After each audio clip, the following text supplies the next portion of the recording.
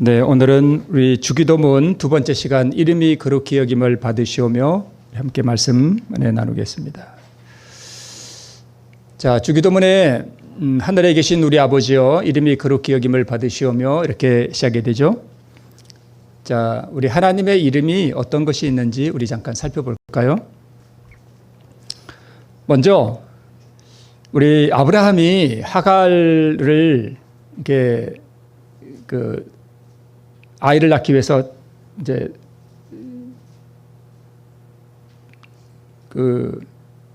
아내에 의해서 이렇게 이제 그걸 뭐라고 첩이라 그러죠? 네, 그런 식으로 이렇게 됐죠. 네, 하갈이 이제 임신한 것을 알고 이제 그 여주인을 멸시했죠. 멸시하고 그러니까 이제 아브라함의 아내가 학대를 했습니다. 그때 하갈이 도망갔죠. 그때 광야에서 하나님께서 이 하갈에게 나타나셨습니다. 그때 하갈이 고백한 그 하나님의 이름이 뭐냐 하면 감찰하시는 하나님이었습니다. 그 감찰하시는 하나님이 엘로이예요. 네. 그래서 우리가 어려움 가운데서 핍박을 받을 때, 또 우리가 곤란 가운데 있을 때 우리의 모든 형편을 감찰하시는 그런 하나님. 네. 두 번째 이름 여호와 이레의 하나님. 우리가 잘 알듯이 아브라함이 이삭을 제물로 바쳤을 때에 하나님께서 나중에 숫 양을 준비해 주셨죠. 그래서 아브라함이 그 장소를 여호와 이레라고 붙여주었습니다. 그래서 준비하시는 하나님, 그런 뜻이 있습니다. 그 다음에 실제로 존재했던 성전은 아니지만 에스겔이 이상 중에 보았던 성전이 있습니다. 이스라엘 백성들이 하나님께 충성했더라면 존재했을 수 있는 그 성전을 하나님께서 이상 가운데 에스겔 선지자에게 보내주시면서 맨 끝에 하신 말씀이 뭐냐 하면 여호와 삼마라 이렇게 말씀하셨습니다. 그 성전 이름을 여호와 삼마라 이렇게 말씀하셨는데 여호와께서 여기 계신다 하는 그런 뜻이 있습니다. 여기 계시는 하나님, 그런 뜻이 있죠. 그러면 나는 전능한 하나님이라. 아브라함이 99세 때에 하나님께서 나타나셔서 아브라함에게 자신을 뭐라고 말씀하시는가 하면 나는 전능한 하나님이라 이렇게 자신을 표현하셨습니다. 이 전능하신 하나님이 바로 엘 샤다이라는 이름입니다. 하나님의 이름이 아주 여러 가지가 있습니다. 네. 그 다음에 이스라엘 백성들이 출애굽해서 가나안으로 가는 도중에 아말렉 족속들이 이스라엘을 침범하죠. 공격하죠. 이때 모세와 아론과 훌이 올라가서 손을 들면 이스라엘이 이기고 손을 내리면 지고, 그때 이스라엘 백성들이 아말렉을 승리하고 난 다음에 그 모세가 단을 하나 쌓았습니다. 그 단 이름을 뭐라고 지었는가 하면 여호와 니시라고 이름을 지었습니다. 단 이름이죠. 여호와는 나의 깃발이라는 뜻이고 또 다른 뜻은 여호와는 나의 승리라는 그런 뜻이 있습니다. 우리를 이기게 하시는 하나님, 우리로 승리하게 하시는 그 하나님, 네, 그런 뜻이 있습니다. 그 다음에 출애굽기 15장에 보면 너희가 나를 순종하면 내가 애굽에 내렸던 질병 하나도 너희에게 내리지 않겠다라고 하시면서 나는 너희를 치료하는 여호와라 이렇게 하나님께서 자신을 표현하셨습니다. 그 치료하는 여호와라는 이름이 바로 여호와 라파라는 이름입니다. 또 하나 미디안 족속들이 이스라엘 백성들을 이제 침공해 와서 7년 동안 종살이 하죠. 이때 하나님께서 미디안이 쳐들어왔을 때 기드온에게 나타나셔서 하시는 자신을 나타내셨을 때 기드온이 제단을 하나 쌓고 그 제단을 이름을 하기를 여호와 살롬이라고 이름을 지었습니다. 바로 평강의 하나님이라는 뜻입니다. 그 다음에 이 말씀은 많이 나오는데요. 만군의 여호와라는 말씀 많이 들어봤잖아요. 그죠? 그게 이제 여호와 체바오트라고 하는 그러한 이름을 하나님께서 가지고 계십니다. 나는 만군의 여호와다. 그 다음에 이스라엘 백성 유다의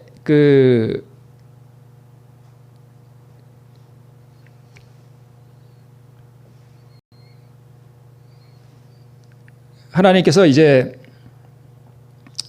제가 이걸 다 기억을 하고 왔는데 갑자기 생각이 안 나네요. 그 왕 이름이 아하스라고 제가 지금 알고 있는 것 같은데 혹시 잘못됐으면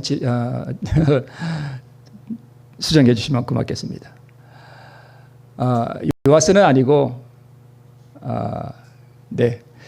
그 왕 때에 이 북방 이스라엘의 왕인 베가와 아람 왕 르신이 예루살렘을 쳐들어옵니다. 이때 하나님께서 이 왕에게 염려하지 마라. 염려하지 마라. 그러면서 하나의 징조를 주셨는데 그게 뭐냐면 바로 처녀가 잉태하여 아들을 낳으리니 그 이름을 임마누엘이라 하는 그러한 이름을 우리에게 주셨는데 하나님이 우리와 함께 계시다 하는 그러한 뜻이 있습니다. 제가 이걸 다 머릿속에 넣고 왔는데 그 왕 이름이 갑자기 생각이 안 나요. 제가 이 내용을 다 이렇게 숙지를 하고 나오거든요. 이 사건은 언제 있었고 이 사건은 언제 있었고 다 숙지를 하고 올라오는데 왕 이름이 갑자기 생각이 안 납니다. 네. 왕 이름도 제가 확인하고 왔는데 네. 자, 그 다음에 이사야나 시편에 보면 하나님께서 나는 영원한 하나님이라 하는 그러한 말씀을 하셨는데 그때에 표현된 이름이 엘 올람이라는 뜻입니다. 올람은 영원하다는 뜻이에요. 길다. 엘은 하나님이라는 뜻이 있습니다. 엘. 네. 임마누엘 그러다 그 엘이 하나님이라는 뜻이죠. 네. 하나님의 본명은 우리가 함부로 입에 올리기도 좀 어려운 여호와라는 이것이 하나님의 본 이름이고요. 엘은 힘, 능력 이런 뜻이 있고 보통 엘 그러면 하나님이라는 뜻이고요. 창세기 1장에 하나님이 태초에 천지를 창조하시느라 할 때 그 하나님이 바로 엘로힘이라고 이렇게 표현하고 있습니다. 자, 그 다음에 거룩히 여긴다. 이게 무슨 뜻인가 하면 우리 창세기 2장 3절에 보면 하나님이 일곱째 날을 복주사 어떻게 하셨대요? 거룩하게 하셨대요. 그러니까 우리가 하나님의 이름이 거룩히 여김을 받으시오며 우리가 그렇게 기도를 하라 그랬는데 거룩하다는 게 무슨 뜻인가 하면 안식일은 다른 날과 어떻게 돼요? 구별되었죠. 거룩하게 성별되었다는 그런 뜻이 있습니다. 그러니까 다른 날과 다르다는 뜻입니다. 하나님께 봉헌된 또 하나님께 드려져 구별되었다 하는 그런 뜻이 바로 거룩하다는 뜻입니다. 자, 그래서 안식일은 다른 날과 뭐 된다고요? 구별된다. 그래서 할 일과 하지 말아야 할 일이 구별되어 있죠. 자, 이사야 6장 1절에 보면 우시아 왕의 죽던 해에 이사야가 본즉 주께서 높이 들린 보좌에 앉으셨다라고 하는 이 사건이 기록되어 있는데 이 성경 구절을 저는 참 좋아합니다. 자, 여기 예루살렘이 여기 있고요. 유다 나라가 있고 저 위에 아수르 나라가 이렇게 위에 보이죠. 푸르스름한 이 사람이 누구냐 하면 이제 그 디그랏 빌레셀이라는 아수르 왕입니다. 3세. 네, 이 사람이 이제 서진 정책을 하는데 바로 이 우시아 왕이 바로 이 아수르의 서진 정책을 맡고 있던 이런 왕이었는데 이 왕이 어떻게 됐어요? 죽었습니다. 그 죽던 해에 이사야가 하나님의 영광을 보게 됩니다. 아수르의 강력한 군대를 저지하던 우시아 왕이 그 해에 죽었습니다. 그리고 죄악으로 인해 하나님의 보호의 손길이 멀어진 바로 이 유다 나라가 그 다음에 세상의 열국들의 전쟁과 정복과 유다 백성의 폐역에서 눈을 들어 이사야로 하여금 보좌 위에 계신 이스라엘의 하나님의 영광을 보도록 허락되었습니다. 주께서 높이 들린 보좌에 앉으셨는데 그 옷자락은 성전에 가득하였고 스랍들은 모셔섰는데 이 스랍 천사들은 6 날개가 있는 것으로 그렇게 묘사되고 있습니다. 여기 옷자락이 성전에 가득했다 그랬는데 이 옷자락은 우리 하나님의 그 자비로운 성품을 표현한다고 이렇게 볼 수 있습니다. 그게 영광이거든요. 네. 6 날개가 있고 근데 이 스랍이라는 뜻은 빛나는 또는 불타는 이런 뜻이 있습니다. 우리가 보통 알기로 천사들은 스랍 천사가 있고 그룹 천사가 있죠. 네, 그룹 천사는 보통 날개가 4개 또는 2개 이렇게 우리가 표현되어 있습니다. 4개 있는 것으로 이렇게 표현되어 있습니다. 스랍 천사는 날개가 6개가 있는 것으로 이렇게 지금 여기 이사야에서 표현되고 있습니다. 그런데 이 6 날개를 이렇게 있는데 쌍으로 되어 있겠죠? 네, 새 쌍으로. 네, 그 둘로는 뭘 해요? 얼굴을 이렇게 가려웠습니다. 어디 앞에서요? 하나님의 존전 앞에서. 그다음에 그 둘로는 뭘 가려요? 발을 이렇게 가렸습니다. 그다음에 둘로는 이렇게 날면서 창화하는 모습을 이사야 선지자가 봤는데 뭐라고 말하는가 하면 거룩하다, 거룩하다, 거룩하다. 만군의 여호와여 그 영광이 온 땅에 충만하도다라고 창화하는 소리를 이사야 선지자가 들었습니다. 그리고 보았습니다. 스랍천사, 불타는 빛나는 이 스랍천사들이 얼마나 영광스러울까요? 그리고 거룩하고, 그죠? 근데 이 흠없고 완전한 이 스랍천사들도 이 하나님의 존전 앞에서는 뭘 해요? 얼굴을요? 가리워요. 만약 스랍천사가 그 영광으로 여기 나타난다면 우리가 어떻게 될까요? 네, 아마 상상하기 어려운 일들이 일어날 것 같습니다. 그런데 그 영광스러운 스랍천사들도 하나님의 존전 앞에서 얼굴을 가리웁니다. 발도 가리워요. 그리고 거룩하다라고 말합니다. 죄가 없는 스랍천사들, 완전하고 순결하고 무음하고 거룩한 스랍천사들, 죄 많은 인간이 즉시 소멸해 버릴 수 있는 그런 하나님의 영광의 빛 앞에서 사는 존재들입니다. 그런데 이 하나님의 존전 앞에서 방금 우리가 보았던 것처럼 그렇게 하고 있습니다. 이사야 선지자는 주의 영광을 보았을 때 너무 놀랐습니다. 그리고 자신의 연약함과 무가치함을 깊이 느끼고 부르짖기를 화로다 나여 망하게 되었도다. 나는 입술이 부정한 사람이요 부정한 백성들 중에 거하면서 만군의 여호와신 왕을 배웠음이로다 라고 하였습니다. 이사야는 다른 사람들의 죄를 질책해 왔지만 이제 그가 자신을 보게 되었을 때 다른 사람들에게 선고를 내린 것과 꼭 같은 정죄하에 자신이 놓여 있는 것을 깨달았다라고 쓰고 있습니다. 자, 하나님께 예배를 드림에 있어서도 그는 차갑고 생기 없는 의식을 행하는 것으로 만족하게 생각했습니다. 저는 이 정문에 있는 이 글을 보면서 그 당시에도 사람들이 예배를 드릴 때 좀 그런 면이 있었구나라는 것을 좀 보게 됐습니다. 주의 이상이 그에게 주어질 때까지 이것을 알지 못하였는데 그가 성소의 위엄과 그 거룩함을 보았을 때에 그의 지혜와 재능들은 너무 보잘것없는 것으로 여겨졌고 자신이 얼마나 무가치한 존재로 보였는지 그리고 거룩한 봉사를 하기에는 자신이 얼마나 부족함한지를 깨닫게 되었습니다. 우리가 하나님의 거룩하심과 또 그분의 영광을 이렇게 조금이라도 접촉하게 되면 자신이 정말 무가치하다는 것을 깨닫게 됩니다. 하나님의 영광이 나타났을 때 그 거룩한 인간에게 거룩하다고 표현하면 안 되지만 사람 중에 흠이 기록되지 않은 어떻게 보면 참 거룩한 그 다니엘이요. 그 하나님의 영광이 나타났을 때 자기 그 아름다운 빛이 변하여 뭐 같이 느꼈는가 하면 썩은 것 같았다 이렇게 표현하고 있습니다. 썩은 것 같아요. 그러니까 인간이 썩으면 어떻게 되는지 알죠, 그죠? 처참한 모습, 몰골인 것이 느껴졌다는 것입니다. 참, 네. 이사야가 자신을 본 이러한 견해를 바울의 말로 바꾸어 표현한다면 오호라 나는 고운한 사람이로다. 이 사망의 몸에서 누가 나를 건져내랴라고 할 수도 있을 것이다 라고 기록하고 있습니다. 제가 이제 좀 목회를 이렇게 좀 해보고 또 가끔 이렇게 또 외부의 교회들도 이렇게 다녀보면 그리고 제가 과거에 또 개신교회도 뭐 많이 가보지는 않았습니다만 이렇게 가본 경험에 의하면 우리 재림교회가 좀 고쳐야 할 부분이 있어요. 이것은 누워 침뱉기가 아니고 좀 수정할 것은 수정해야 되고 그렇게 해야 됩니다. 그게 뭐냐 하면 우리가 예배를 드릴 때 하나님 앞에 있다는 그 거룩함에 대한 개념이 없어요. 그러니까 예배가 뭐냐 하면 저는 죄가 많고 참 타락하고 더러운 입술로 이렇게 설교를 하지만 사실은 누가 말씀하고 있는 거예요, 여기서? 하나님께서 말씀하는 거예요. 근데 하나님께서 말씀을 하시는데 제가 이렇게 그러니까 대부분 다 그래요. 대부분 그래요. 참 교회가 소란합니다. 무질서해요. 예배 시간에 들락날락 하는 게 여사예요. 그게 무슨 뜻이냐 하면 하나님을 거룩하게 여기지 않는 거예요. 그러니까 하나님의 엄위하심, 그분의 두려움, 그러니까 하나님을 두려워하라는 그 첫째 천사의 기별이 우리 재림교회에서 우리가 맨날 첫째 천사 기별 하나님을 두려워하라 그러는데 하나님을 두려워하는 게 없어요. 그러니까 하나님이 여기서 말씀하는데 예배 시간에 아무렇게나 들락날락거려요. 제가 다녀봐도 그래요. 주로 큰 교회보다 작은 교회가 더 심해요. 왜 그렇게 들락날락거리는지 제가 이렇게 서서 설교를 하는데 정신이 없어요.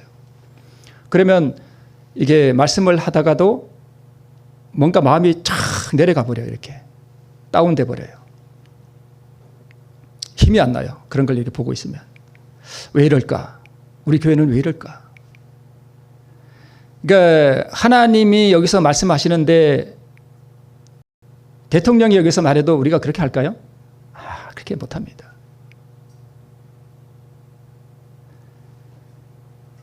정말 소란해요.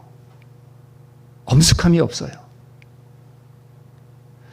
하나님의 존전 앞에 있다는 생각이 없습니다. 그러니까 하나님의 이름이 거룩히 여김을 받으시오며 맨날 그거 하면 뭐합니까? 그죠? 하나님을 거룩히 여기지 않아요. 그게 하나님을 멸시하는 거예요. 하나님이 말씀하는데 말씀하세요. 그리고 난 나가. 그 하나님 얼굴에 침을 뱉는 거예요. 우리가 그걸 잘 모른단 말이에요. 하나님을 두려워함이 없습니다. 세천사의 기별을 논하기 전에 우리가 하나님 앞에서 밖에 나가서 삶이야 제가 못 보니까 제가 뭐 말할 수는 없어요. 근데 예배는 제가 많이 보잖아요. 여러 교회를 다니면서 보면 왜 이럴까? 정말 왜 이럴까 하는 생각이 많이 들어요. 설교를 듣는 훈련을 해야 돼요. 영남 앞에서 목회를 하다가 은퇴하신 노 목사님이 계셔요. 그 목사님에게 제가 직접 들은 이야기인데 이분이 옛날에 아치네에 계셨어요. 아치네에 계실 때 이분이 이제 학생들을 가르칠 때 뭘 제일 먼저 가르쳤는가 하면 말씀을 듣는 자세를 가르쳤대요. 말씀을 듣는 자세. 그래서 이분은 뭐라고 표현하는가 하면 자아포기는 말씀을 듣는 자세에서부터 자아포기를 배워야 된다. 이렇게 가르치십니다. 그러니까 여기서 설교하는 사람의 말씀이 비록 깊이도 없고 좀 졸하더라도 그 말씀 앞에 좀 들을 게 없더라도 내 자신을 겸비하게 낮추고 지금 누가 말씀하는 거니까? 하나님이 말씀하시는 거니까. 비록 인간의 연약한 통로를 통해서 나오긴 하지만 하나님이 여기 서 계시단 말이에요.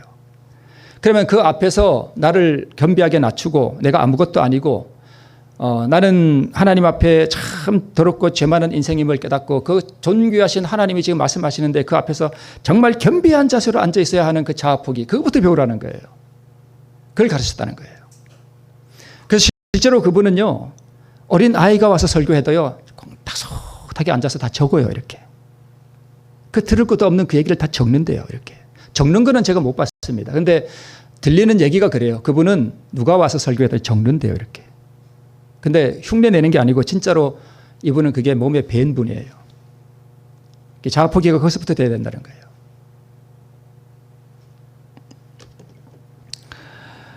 하나님의 거룩함 앞에서 죄 많은 인생으로서 우리가 나타내는 그 자세, 이것이 가장 기본적인 자아포기예요. 이거부터 우리가 배워야 됩니다. 참 이런 방송이 안 나가면 제가 좀 이거 좀 많은 부담을 가지고 지금 하는 얘기인데, 우리 교회만이 아니라 우리 재림교회의 모든 성도들이 이렇게 말씀을 듣는 자세, 예배를 드릴 때에 예배의 말씀이 선포되는 그 자리에 앉아 있는 그 자세, 이게 얼마나 우리가 하나님을 어떻게 생각하고 있느냐를 그대로 드러난다는 거예요. 하나님이 정말 우리와 다르고 이 광대한 우주를 창조하시고 우리가 상상할 수 없는 이 우주에다가 그 태양들의 에너지를 공급해 주시고 그걸 끊임없이 무한한 에너지를 가지고 전능하신 그 하나님, 우리를 위해 자기의 생명을 내어버리신 그 하나님, 우리와 너무나 다른 그 하나님 앞에 우리가 개념이 없다는 거예요. 저도 남들이 설교할 때 제가 가끔 이러거든요. 그럼 저희 집사람이 저보고 툭 쳐요. 그거 풀으라고. 이거 하지 말라는 거예요. 이거.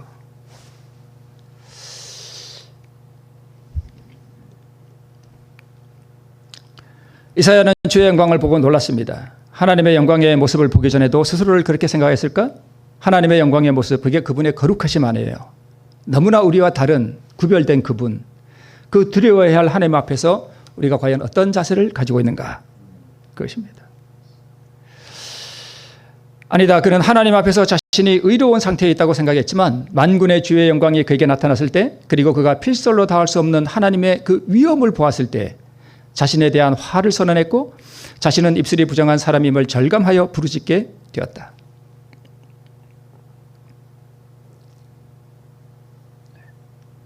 하나님의 위엄, 우리는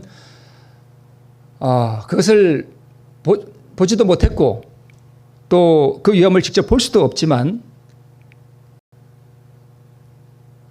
하나님께서 우리에게 주신 그 증언의 말씀들을 통해서 우리가 그 하나님이 얼마나 위엄이 있으신 분이고 우리가 감히 바라볼 수도 없는 분이고 우리가 그 영광 앞에 가까이 가면 그냥 소멸되어 버리는 그 너무나 우리와 다른 그분 앞에 우리가 너무 두려워할 수 있는 그런 개념조차도 우리가 잘 가지고 있지 못하다는 사실에 대해서 그리고 이사야가 남들한테 저처럼 맨날 이렇게 책망하고 질책하는 얘기를 했는데 그 하나님의 영광을 봤을 때 그 사람들이나 자기나 똑같더라. 사실은 저나 여러분에 다 똑같아요. 그죠?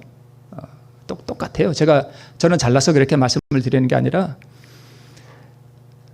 제가 가끔 이렇게 다른 교회 가봐도 그래요. 똑같아요. 다. 네, 그렇습니다. 우리가 이게 저는 가끔 그 생각이 나요. 그 부산의 그 세계로 교회 수천 명의 교인이 하나같이 옆에 뭐 돌아보고 딴짓하는 사람이 하나도 없어요. 온 교인들이 그 찬양을 하는데 손을 들고 막 찬양하는 거 있죠. 거기 몰입해가지고 그 엄숙함, 그 찬양에 대한 그 열정, 우리를 구원하신 하나님에 대한 그 찬양을 올리는데 그냥 앉아있어도 감동이에요.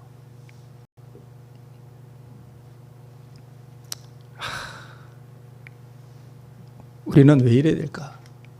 우리는.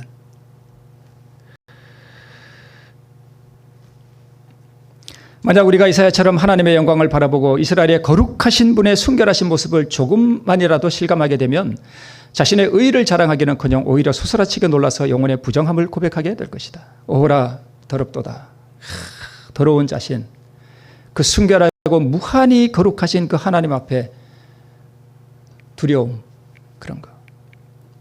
그러나 이사야 선지자의 죄에 대한 자각은 순수한 것이었다. 흠과 약점을 지닌 인간이 하나님의 온전하신 그 거룩성과 그 영광의 빛 가운데 드러나 비교되었을 때 그는 자신이 완전히 무능하고 무가치하다는 것을 느꼈다. 이게 성화예요. 성화. 성화는 자기가 나는 거룩하게 되었다라고 느끼는 게 아니라 나는 점점 무가치하고 죄 많은 인생이라는 걸 깊이 느껴가는 게 그게 성화예요. 어떻게 그렇게 성화를 우리가 의 경험 가운데 걸어갈 수 있느냐? 그것은 하나님의 거룩하심과 그분의 위엄을 우리가 이렇게 느낄 때에 우리가 그렇게 될 수 있습니다. 천사들은 하나님 앞에서 얼굴을 가려온다. 그룹과 빛나고 거룩한 스랍들도 더할 수 없는 존경심으로 하나님의 보좌로 다가간다. 그렇다면 유한하고 죄 많은 존재인 우리는 한층 더 경건한 태도로 우리의 창조주이신 주님 앞으로 나가야 되지 않겠는가?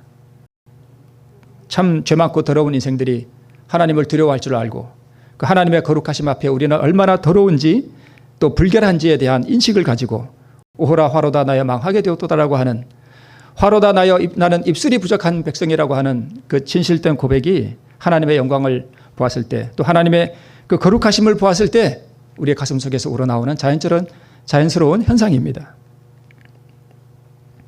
다윗의 자손이여 보기를 원하나이다. 바디메오죠. 네. 예수님께서 이제 마지막 십자가에 달리시기 전에 여리고를 지나갈 때 두 사람이 구원받습니다. 총 세 사람이죠. 바디메오와 그의 친구 하나, 또 삭개오 하나, 세 사람이 구원받습니다. 자, 성경 마가복음은 이렇게 기록하고 있습니다. 마가복음은 이름이 기록되어 있습니다. 저희가 여리고에 이르렀더니 예수께서 제자들과 허다한 무리와 함께 여리고에서 나가실 때에 디메오의 아들인 소경거지 바디메오가 길가에 앉았다가 이렇게 기록되어 있습니다. 자, 디메오의 아들 바디메오 이렇게 되어 있죠. 이게 아랍어에서 나왔다는 말인데요. 바 하는 것은 아들이라는 뜻이에요. 그러니까 이 바디메오는 누구의 이름으로 자신이 칭해지고 있어요?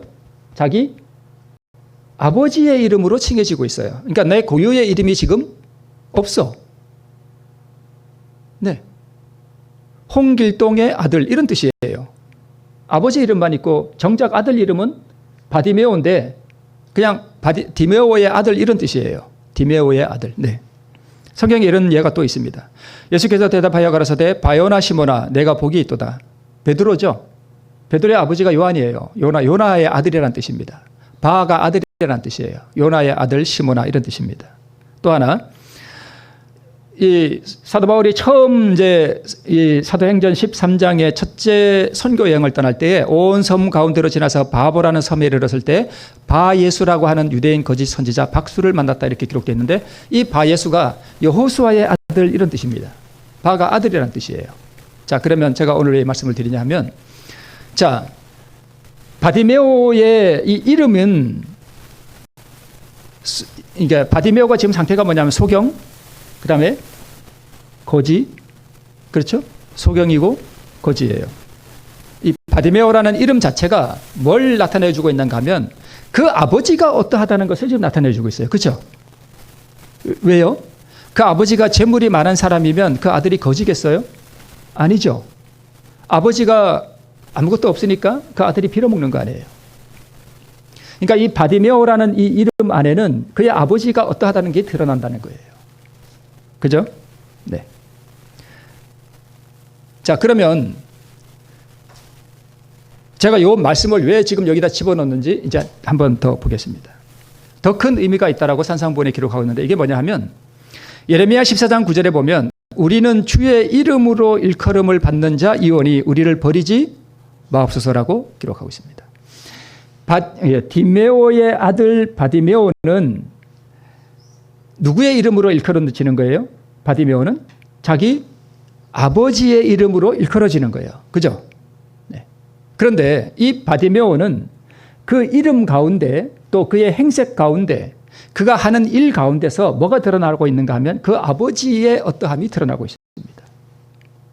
맞습니까? 네, 맞습니다. 그러면 우리가 주의 이름으로 일컬음을 받는다라고 하는 뜻은 우리가 누구의 행세를 드러낸다는 거예요? 예수님의 행세를 드러낸다는 거예요. 우리가 그리스도인 예수님을 믿는다라고 하는 것은 우리 하나님 아버지의 성품과 그분의 행실을 우리가 드러낸다는 거예요. 바디메오가 소경이고 거지면 그 아버지도 거진 거예요. 우리가 진실되고 우리가 참으로 거룩하고 하나님을 거룩히 여기고 하나님을 향해서 우리가 두려워할 줄 알고 하나님 앞에서 우리가 엄숙함을 가질 수 있는 그러한 존재가 아니라면 예수님이 우리 아버지가 아니라는 거예요. 우리는 과연 누구의 이름으로 일컬어지느냐 하는 것입니다. 여호와의 이름은 자비롭고 은혜롭고 노하기를 더디하고 인자와 진실이 많으며 악과 과실과 죄를 용서한다. 그리스도의 교회에 관한 것으로 그 성은 여호와 우리의 의라 일컬음을 입으리라 라는 기록이 있다. 이 이름은 그리스도를 따르는 모든 사람에게 주어진다. 앞에 여호와의 이름이 있죠. 근데 이 이름은 뭐래요? 자비롭고 은혜롭고 노하기를 더디하고, 그죠? 네. 우리가 그렇게 자비롭고 은혜롭나요? 노하기를 더디하나요? 악과 과실과 남을 용서하나요?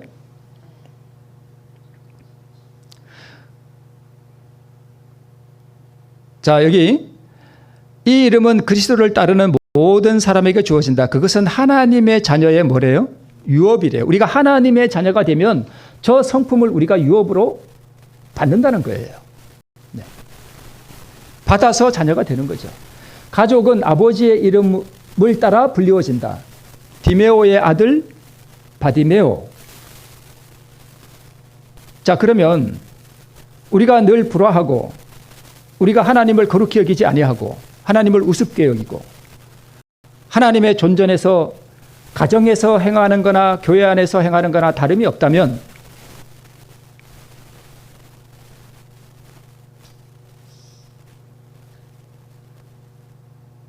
내 아버지가 누군 거예요?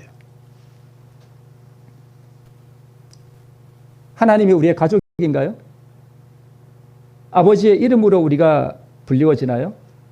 아버지의 이름이 거룩히 여김을 받으시도록 우리가 행하나요? 하는 것을 우리 하나님께서 우리에게 지금 말씀하시는 것입니다.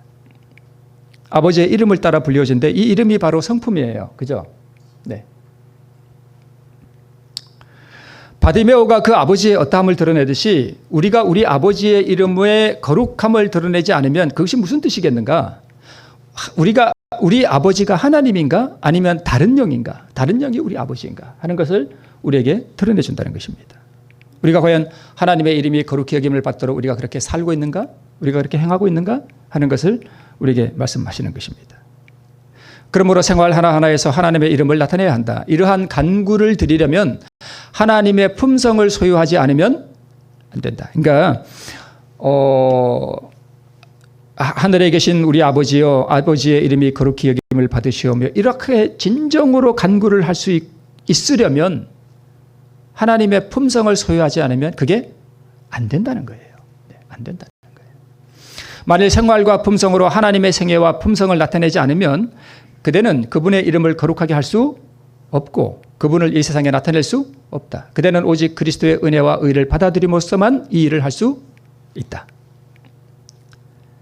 그러니까 하나님의 이름이 거룩히 여김을 받으시오면은 그냥 주기도문 외우듯이 하나님의 이름이 거룩히 여김을 받으시오며라고 하나님의 이름이 거룩히 여김을 받으시는 것이 아니라 우리 교회 생활에서, 예배에서, 또는 우리가 교회 밖에 나가서 우리의 삶 속에서 그 은혜와 그분의 의를 받아들이고 그분의 사랑이 또 그분의 어미하심과 그분의 거룩하심과 그분의 두려우심을 우리에게 가져오게 하는 그분의 참 형상을 우리가 받아들였을 때에 자연스럽게 이루어지는 일이라는 것을 우리에게 말씀해 주고 있습니다. 그러면 이 오직 그리스도의 은혜와 의를 어떻게 받아들이느냐 하는 것을 우리가 계속 논하고 있죠. 그게 바로 믿음으로 얻는 의입니다. 그래서 우리가 이 하나님의 어미하심과 거룩하심을 우리 심령 가운데 받아들일 때 우리는 진정으로 하나님의 이름을 거룩히 여김을 나타내는 성도가 될 수 있다는 사실을 우리에게 말씀하고 있습니다. 오늘 이제 우리의 모든 삶 속에서 우리와는 너무나 다른 그 거룩하심을 입에 올리기조차 두려운 그 하나님의 영광, 그분의 엄유하심, 그분의 위엄, 우리와는 너무나 다른 전능하신 하나님, 창조주 하나님, 우리를 구속하기 위해 자신의 생명을 영원히 희생시켜버리신 측량할 수 없는 사랑을 가지신 그분의 이름을 존귀히 여기게 되는 우리 모두가 되길 바라면서 말씀을 마치겠습니다.